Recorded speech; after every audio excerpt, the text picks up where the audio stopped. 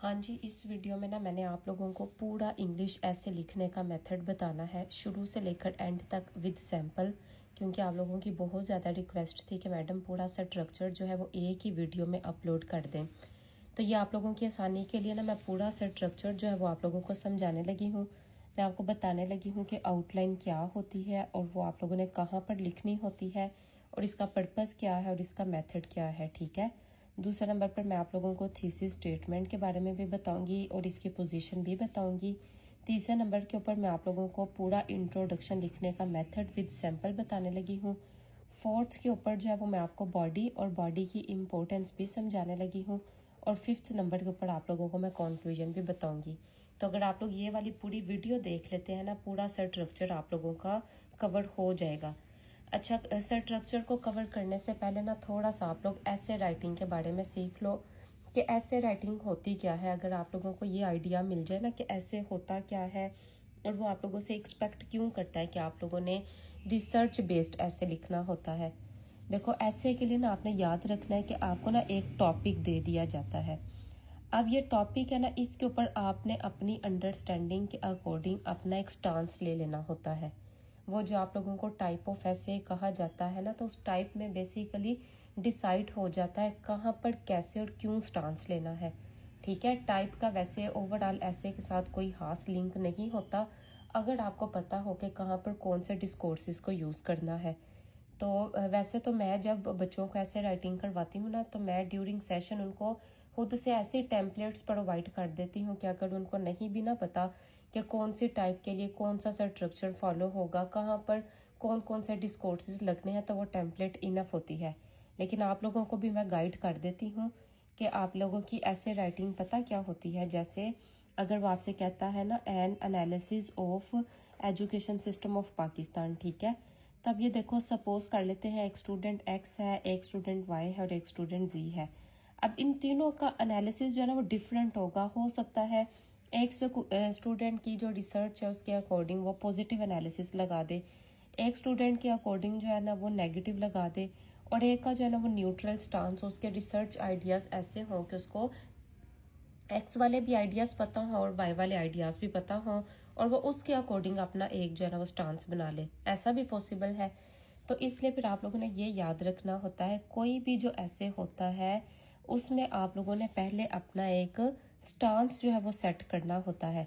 अच्छा, फिर after that particular stance जो भी आप किसी भी टॉपिक के लिए ले लेते हैं, उसके बाद आप लोगों ने उसके ऊपर अपनी ओपिनियन देनी होती है।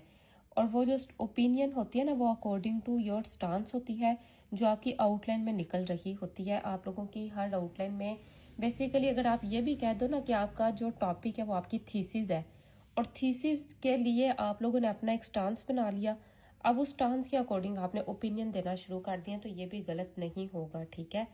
अच्छा, अब उस डांस के लिए सपोज करो कि अब ये एक टॉपिक मेरे सामने है और इस टॉपिक में जो है ना वो स्टूडेंट का मैंने एक ऐसे चेक किया था, बेसिक लेवल का मॉक पेपर हुआ था, जिसमें हमने जो था ना वो देखा था टॉपिक हमें मैंने दिया था पास्ट पेपर में से ही, और वो टॉपिक था हायर एजुकेशन इन पाकिस्तान।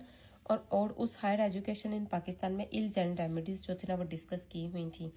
अच्छा, अब ये जो हायर एजुकेशन इन पाकिस्तान और इसमें ये जो इल्स एंड रेमेडीज आ गया है सवाल, तो इसका मतलब ये है कि अब इस वाले सवाल के ऊपर आप लोगों को स्टांस लेने की ज़रूरत नहीं है।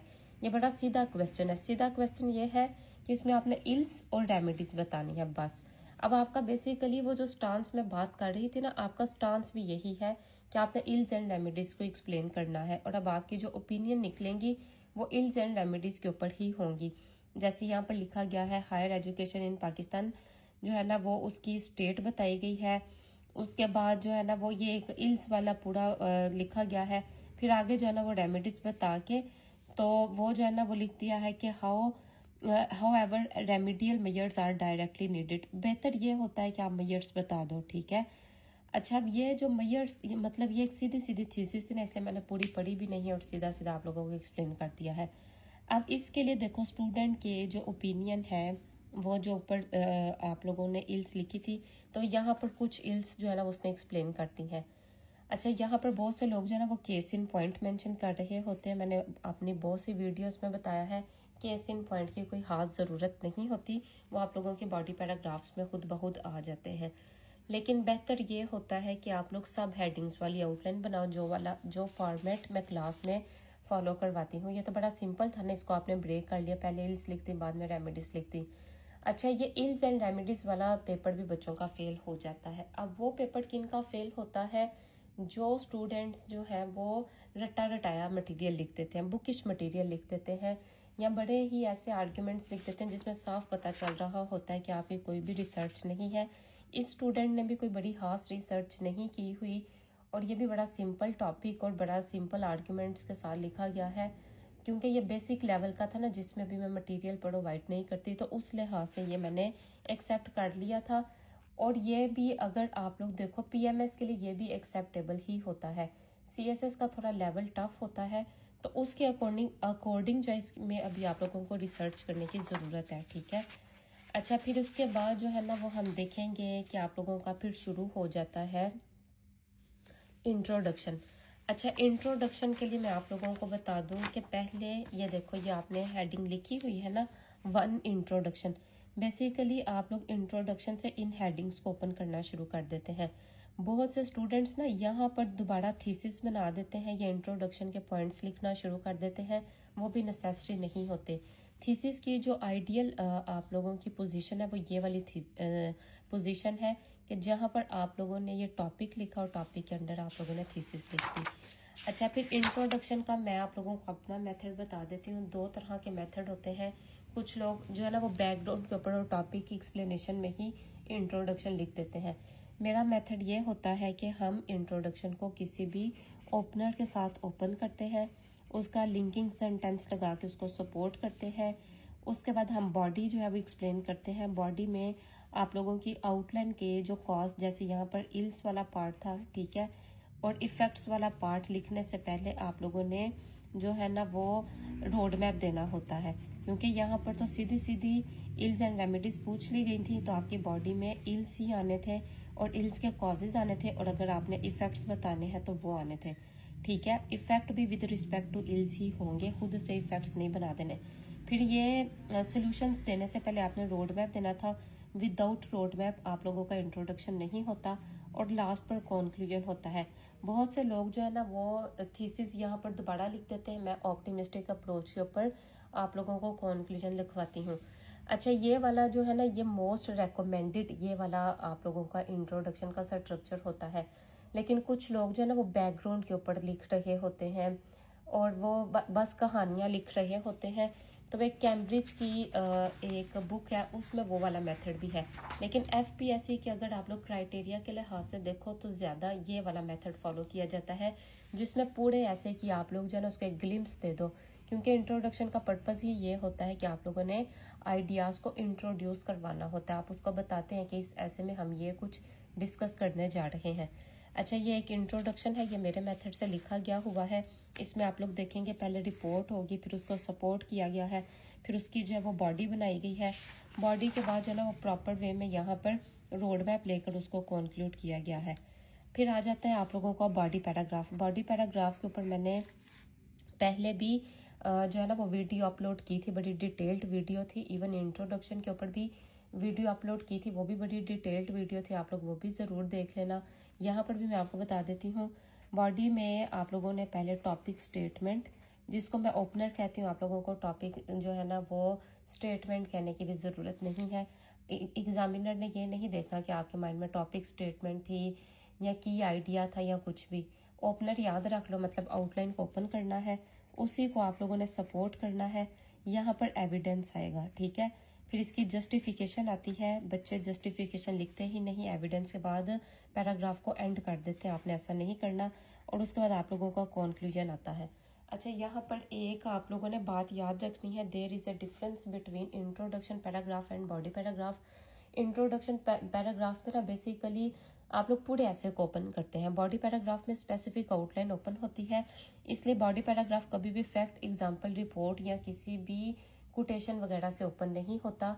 हाँ, एविडेंस के तौर पर आप ये सब कुछ लिख सकते हैं, ठीक है। वो फिर आप डिफरेंट लेवल ऑफ एनालिसिस वगैरह भी लगा लेते हैं। लेकिन ये है कि यहाँ पर आप लोगों ने शुरू नहीं करना। हाँ, जो ये इंट्रोडक्शन है ना, इंट्रोडक्शन को आप किसी भी रिपोर्ट से, किसी भी फैक्ट से, किसी भी एग्जांपल से जो है ना वो ओपन कर सकते हैं। अच्छा, ये तो मैंने बॉडी पैराग्राफ का ओवरऑल आप लोगों को बता दिया। तो अब वीडियो का टाइम भी ख़त्म होने लगा है। आप लोगों के सामने ये मैंने पेज भी जो है ना वो आप लोगों को दिखा दिया। आप लोग कह रहे थे कि क्लियर नहीं, अब ये मैंने क्लियर भी आप लोगों को दिखा दिया। आप लोग स्क्रीनशॉट वगैरह ले लेना। और यहाँ पर एक और भी बात है कि आप लोगों को ये पता होना चाहिए कि फैक्ट का पैराग्राफ कैसे बनना है, सोल्यूशन का पैराग्राफ कैसे बनना है, जब टॉपिक ओपन करना है वो पैराग्राफ कैसे है, और उसके अलावा आप लोगों ने कॉज को कैसे लिखना है। ठीक है, फिर कॉन्क्लूजन आता है। कॉन्क्लूजन के लिए मैं ना एक छोटी सी इक्वेशन करवा देती हूँ, जो है left hand side is equal to right hand side. Left hand side is equal to right hand side का मतलब ये है कि आप लोगों ने कोई भी न्यू आइडिया कॉन्क्लूजन में नहीं लिखना होता।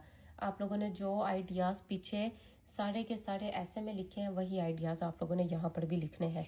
अच्छा, इसकी एक और भी बात है कि यहाँ पर कॉन्क्लूजन का कनेक्टर लगाएं, पूरा टॉपिक को कॉन्क्लूड करें। जो भी आपका कॉन्क्लूजन निकला है बेसिकली थीसिस का आइडिया ही कॉन्क्लूड होगा। फिर उसके बाद जो है ना वो आप लोगों ने यहाँ पर इसकी भी बॉडी लिखनी होती है, उसमें वो इल्स एंड रेमेडीज सब आ जाएंगी।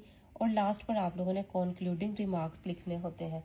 कॉन्क्लूडिंग रिमार्क्स जो है ना वो खुद से नहीं बनाने, अगर आते हैं खुद से बनाने हैं तो फिर किसी को जो है ना वो नाम नहीं लिख देना। ये ना हो कि आप कायदे आज़म की कोई भी कोटेशन लिख रहे हो और कायदे आज़म को पता ही ना हो।